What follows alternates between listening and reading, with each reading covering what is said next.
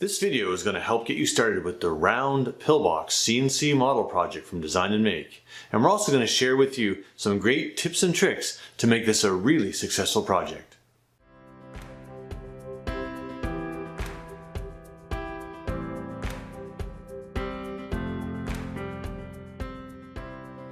Let me just give you a quick overview of what this project includes. First of all, you get the base of your pillbox. You get a lid with a Celtic design on the top, and you also get a blank lid so you can add whatever design you'd like. And also we give you 4 other models so you can customize this for all kinds of different occasions. But don't let that hold you back. You can still use models that you've gotten free with your Vectric software or that maybe you'll acquire from designandmake.com. First thing we're going to show you is how to use this model project in Design Make Machinist. To start off, we're going to open up a brand new copy of Design Make Machinist, and we're going to assume that you've already downloaded and installed the pillbox project. Let's open up a model from our collection, and let's find our round pillbox project. And we're going to bring in the bottom. Double click on that. That's what the bottom should look like. Let's go next. Now we're not going to change the dimensions of this at all. It's going to come in at the exact proper dimensions to create the pillbox as it was intended to be made. If you decide to tweak the dimensions of this, then you're going to risk the lid not fitting properly. So the width is 2.43, the height is 2.43 inches, the depth is 3/4 of an inch. You're going to set up your datum the way that you would on your machine regularly. Our thickness of our material is going to be 3/4 of an inch, and there'll be no gap above or below because it's going to fit perfectly into your material, and we're going to hit apply.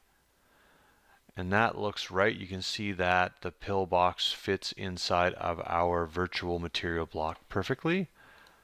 Next, we're going to create a roughing pass. In my example, I'm going to use a 3mm end mill.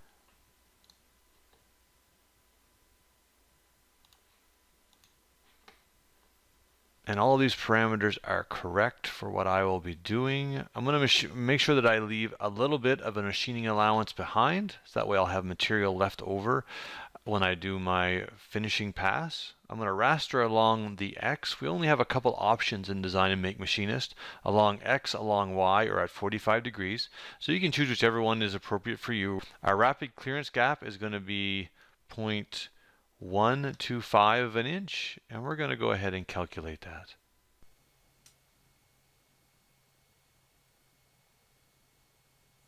Once that's complete, we're going to go ahead and click Next. We're going to use a 1mm ball nose to do our finishing pass. Of course, the smaller the finishing bit you use, the smoother your finish is going to be. So I've chosen the smallest bit that I have, which is a 1mm. I'm going to make sure that my step over is nice and tight at around 10%, which is perfect. All of these feeds and speeds are great. I'm going to make sure that I raster along my X. Again, this being Design Make Machinist, you only have a few options, so it's along X, along Y, or at 45 degrees. And we're going to go ahead and we're going to calculate that.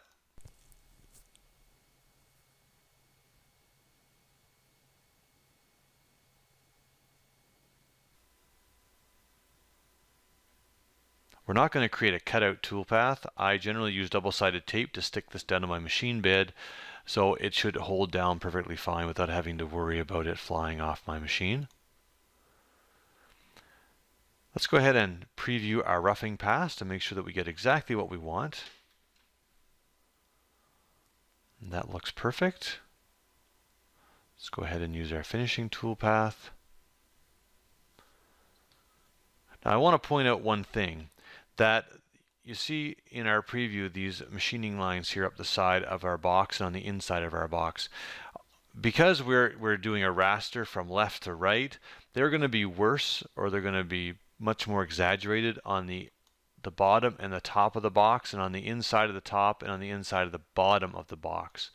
So you will need to do a little bit of extra hand sanding there, but again, depending on how small of a cutter you decide to use, these can actually get better. And if you use a larger cutter and a larger step over, they will get worse.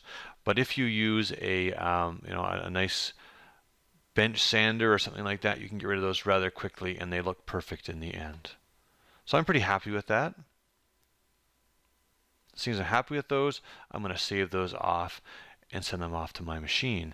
When you use the top of the box in Design Make Machinist, use exactly the same rules. Do not adjust the size.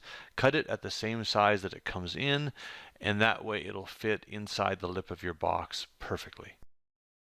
And now let me take you a minute and just show you how you can use this model project in VCarve Desktop, Pro, or Aspire. I've loaded up a fresh copy of VCarve Desktop. Not to worry if you have VCarve Pro or Aspire. The tools that I'm going to use in VCarve Desktop are in both those packages. So let's just go ahead and create a brand new file. We're going to make this 3.5 by 3.5 and 3/4 of an inch thick. Inches, that all looks great. Make sure we use a very high resolution, and then we're going to click OK. Now I'm going to assume that you've downloaded and installed the round pillbox project, so it should end up in your clip art tab under Design and Make in the round pillbox project. Double click on the pillbox bottom. You are not going to adjust the size that it is when it comes in to your job space. This is set up perfectly so that so your top will fit in perfectly to your bottom. So don't adjust anything if you want to make the pillbox as it was designed to be. Let's take a look at our 3D view, and there is our pillbox. So let's just go ahead and set up some basic tooling for this. We're going to go ahead and do a roughing pass. Seeing as we haven't set up our material yet, it's going to ask us to. The thickness of our material is going to be 3/4 of an inch, and this fits perfectly into a 3/4 inch piece of material.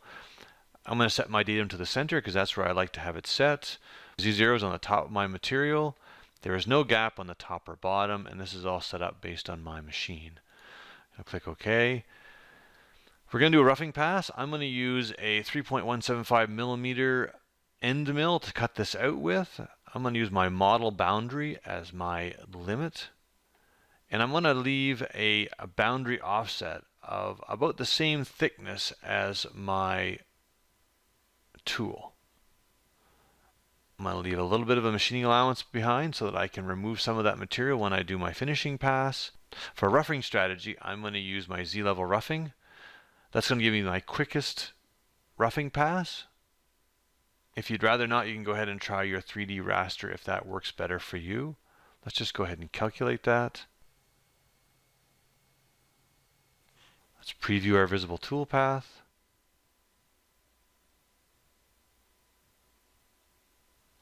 And that's exactly what I expected to have happen.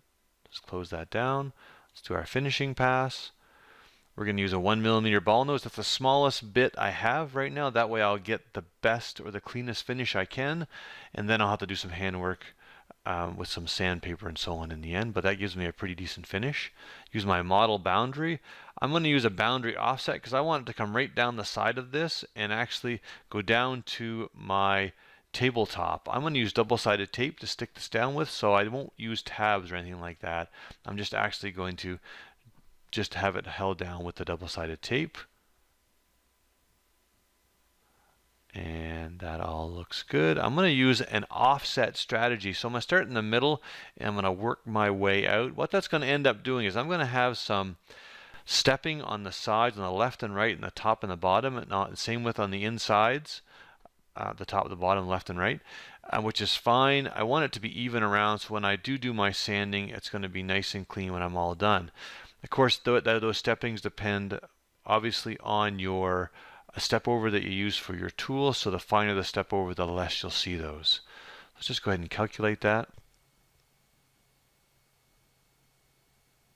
Let's preview our visible toolpath, and that's exactly what I expected. Let's get rid of my waste material, and you'll see that even in the preview, now it's hard to see, but there is some stepping on the inside of this. You can see these little droopy bits here. They're actually, you can sand those out quite easily when you're all done, and it looks quite nice in the end. So when it comes to machining your top, you do exactly the same thing. Set up about a 3-inch job. Make sure that it's no thinner than a half an inch of material you're using, and you can just go ahead and machine it at the size it comes in, and that way it will fit this box perfectly. And seeing as I'm happy with those toolpaths, I can go ahead and save those out and send them to my machine. This is a pillbox that we cut on our CraftCNC. All the tooling was done in Design Make Machinist, and of course we used the models that came with the project. The wood is poplar, and we just put a very basic finish on it, and in the end it looks really quite nice, and I'm really quite happy with the way it turned out. We've had some customers that wanted to make this pillbox bigger. So here are some quick tips and tricks on things you should look at when you're enlarging this, and how to make sure that you get it right so that everything fits together properly.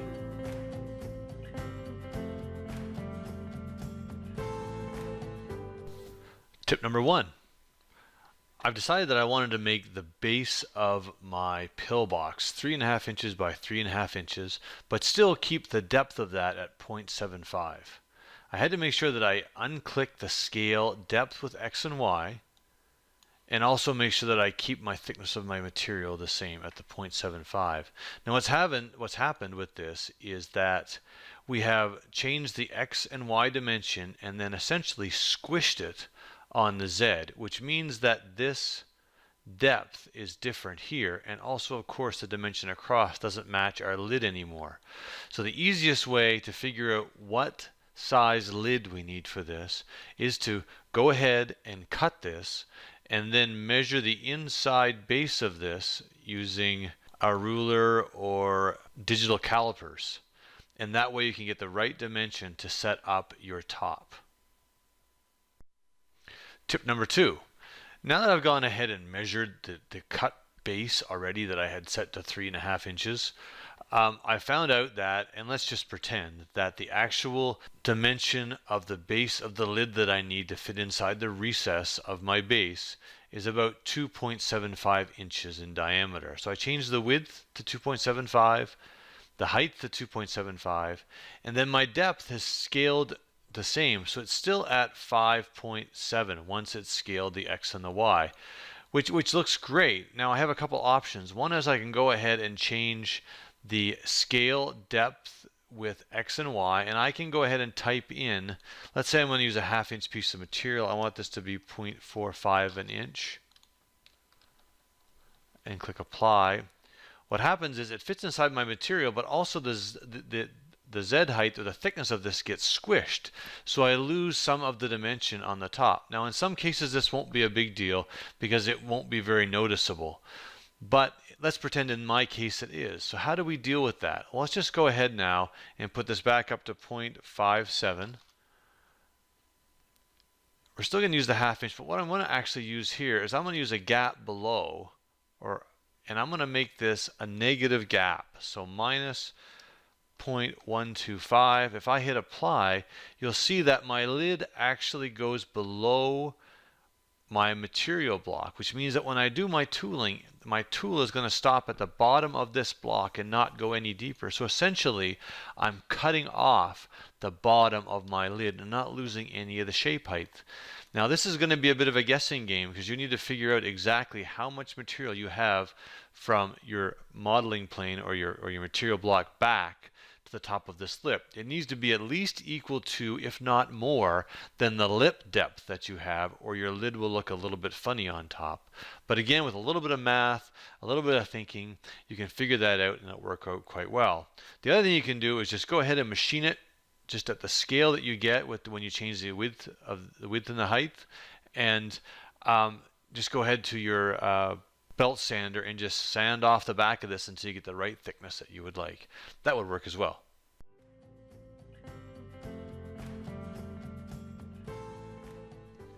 If you have VCarve Desktop, Pro, or Aspire, it's quite easy to change the size of your pillbox if you'd like to make it larger. The first thing we're going to do is we're going to set up a new job that's 4 inches by 4 inches by 0.75 inches thick. We'll go to our Clip Art tab and we're going to bring in our round pillbox. Now, seeing as we want to size up the base and the lid the same amount, we're going to go ahead and bring in our Celtic top at the same time. We can see those both in the 2D view represented as the grayscale bitmaps. Holding down the Shift key, we can select both of those, and pressing T on the keyboard, we can size those both together at the same time to our new size, which is going to be 3.5 inches. We're going to click Apply. You'll see that everything in the 2D view has been scaled up the same amount. Now if we go to our 3D view, you're going to see something a bit different. The shape height has also changed, and it's in proportion to the X and the Y change that we made, which normally is okay, except for now it's too thick to fit inside of our material. So the first thing we're going to do is we're going to size down our pillbox. Let's hide our lid, select our pillbox, and go ahead and look at our component properties for that. Right now, seeing as we sized it up, it ends up being a hair over an inch tall. We need that to be pushed back to 0.75, and when I press the spacebar, you're going to see the changes that are going to happen in the 3D view. It got squished. So what's gone on now is the lip is now not as deep as it was, and our lid will be too tall. It'll fit inside there, but it'll end up being raised up way too proud of the top of our pillbox and look a bit funny. So what we want to do is we want to figure out how much we need to take off the back of our lid so that the lid fits nicely into this little recess here. So if we hold our mouse over top of this inside lip, you're going to see down here in the bottom right hand corner the actual height of that lip, which is 0.625. And then we're going to find out what the upper height of this edge is, which is 0.75. So the difference between those is 0.125. So if we go ahead and now turn on our lid and turn off our pillbox, we know that we want our backing, or this built-in back area, to be at least 0.125, if not probably double that, to 0.25. So if we go ahead now and roll our mouse over top of this lid and find out approximately what the top part of this lip is. Again, if you look down in the bottom right hand corner, you're going to see the Z height is about 0.36 or 0.325, maybe in a few spots. So really what we want to do is we want to take away 0.1 or shave off 0.1 of an inch off the back of this, and it's really easy to do. If you go ahead and select that and take a look at your component properties and give yourself a minus 0.1 base height, then we're actually going to sink that in to the modeling plane, which what ends up happening is we actually shaving that off. Now, best case is to go ahead and add in a zero plane, and that way we're going to stop our tool from going anywhere past the edge of this. And now we have, when we go ahead and do our tooling, we've got the information that we need to make a thinner top. We haven't compromised the relief on the top of this by squishing the shape height. We've actually trimmed off the back. Now in some cases, we wouldn't need to do all of that. We could just go ahead and not use that plane. We could leave this at a 0 base height, and we could just go ahead and change the shape height to 0.5, hit the space bar, and that's perfect, except for, like I mentioned a second ago, our details on the top have been squished a little bit. So that may work in some situations, but maybe not in others, and it might just be best to go ahead and virtually shave off the back of this so you get the right thickness to fit inside of your new pillbox base. Don't let the content that comes along with this project limit you. Yes, all the models that come along with it are great. There's the anchor for dad, the rose for mom, the Celtic stuff for just about anybody. But if you want to turn this into a ring box, why not take a look at a set of interlocking rings? It'd be perfect if you're looking to get engaged or just to give an anniversary gift. Maybe even the fishing fly would be perfect for the top of a gift box for your next annual fishing trip. If you like this video, please give it a thumbs up. We'd love it if you subscribed. Hit the little bell button if you'd like to get notifications when we release a brand new video. And please feel free to leave a comment. We'd love to hear from you. Anyway, we hope you enjoyed the video. Be safe and keep making.